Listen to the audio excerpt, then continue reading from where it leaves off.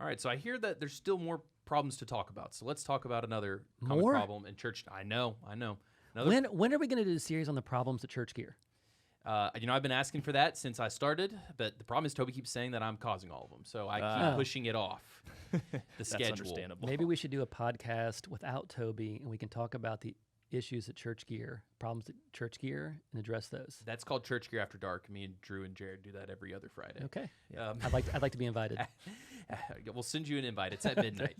I'm all not right, awake. Drew, hit us with that next problem. All right, overworked people, specifically Mm. church techs. So the problem being that many church techs feel they are overworked but are afraid to speak up. What solution can we? How do you start a conversation with your leadership on this? The first thing I'm going to throw out of our mission at Church Gear is to advocate for church techs. I will start by saying that most people in church don't know or don't understand or don't have as much appreciation that church techs are usually the first ones to get there and the last ones to leave. Because they have to turn everything on, they have to turn everything off. And all the other people who work inside of a church come a little bit after and leave a little bit before.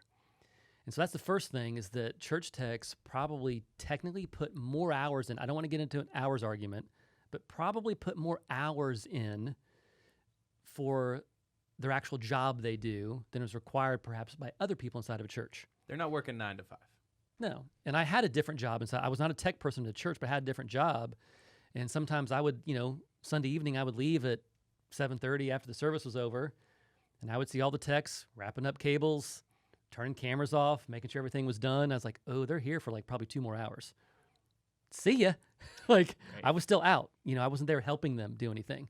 Not that I would have known what to do anyway, but that's beside the point. But so also I just first start there that I do believe tech people in general in a lot of walks of life, first there, last to leave.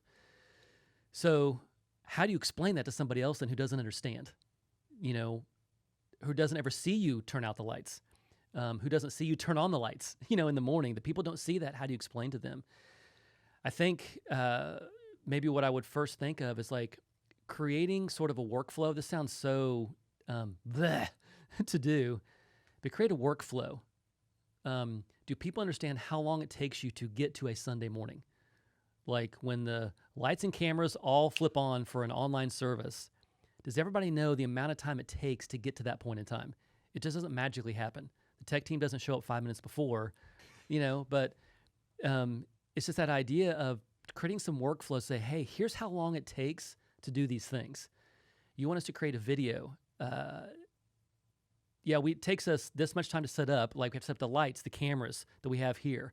All that takes time to set up before we ever turn on a microphone to start talking. Right. I didn't set anything up in this room. I literally just sat down in the chair. So I had no responsibility. Yeah, we have people for that.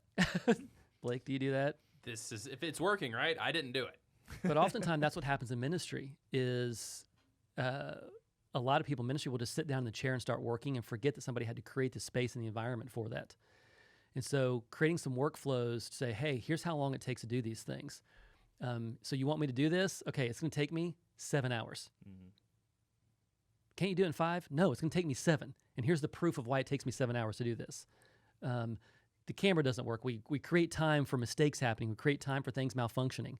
Oh, no, that light doesn't work. We have to go find another light somewhere. There's so many things that could go wrong in the tech world that takes just time to problem solve for what that is. And problem solving takes time.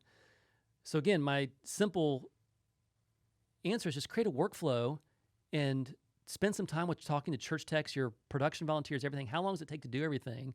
And then present that to somebody and say, hey, we've got a little idea of how long it takes.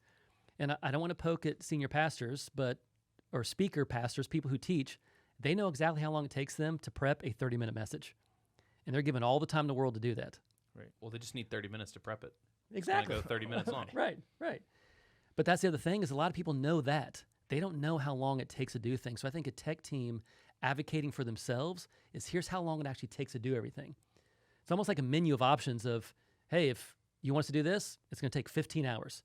It's going to take 2 hours. I don't know all the answers to that, but that'd be a solution to use that as data to sort of support, hey, we're overworked. Now, why you're overworked, what your processes are, maybe you're inefficient of how you spend your time. Maybe there's things you can work on yourself. maybe your team can work on how do we become more efficient? How do we do things more quickly? Or the things we can be better at that allows us to move faster and not slow ourselves down before we get to a Sunday morning or a Wednesday or whatever day it is, somewhere in there. Drew, you've been a church tech. What's your processes? Like, when have you felt overworked? Like, what did you do about it? What were some of your own solutions? So something that I've learned over the years is that when I present a problem to my leadership, that I also need to present a solution. Yes. And so, like you said, finding data, actually sitting down and thinking about what am I doing that's causing me to do so much work? How can I work with asking the questions to my leadership, how can we work on this together? What can I be more efficient in? Maybe I need some coaching, or maybe you need to be more realistic in, hey, this video takes 8 hours, not 4. Right. So I think just asking hard questions of yourself is really important. Yeah, I think your whole problem and solutions, when you present a problem, part of your solution should be, here's what I've worked on myself on. Mm-hmm. And I've shaved off 3 hours. Right. But I need to shave off 8 more. Yeah. And when you're showing your leadership that you're working on it yourself, they're probably going to buy into the idea that they need to work on it as well. Yes, and help exactly. you. Very well said.